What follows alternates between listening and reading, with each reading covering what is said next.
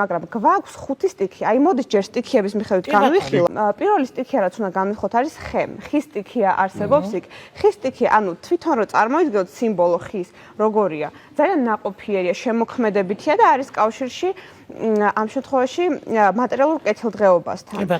ცეცხლის სტიქიაც გვაქვს, ეს არის იმპულსი, ლიდერობა, ვნება, მიზანდასახულობა, ხო? წყლის სტიქია გვაქვს, რა თქმა უნდა, ინტუიცია არის აქ და ემოციები, გრძნობები და მისტიკა. ჰაერი არ გვაქვს, გვაქვს მეტალი.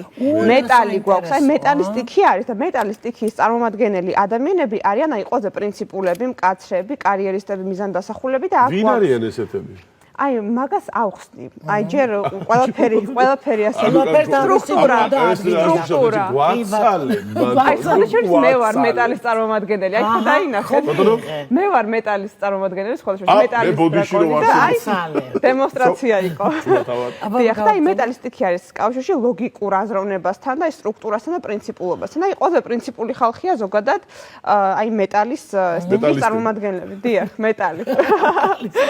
დიახ.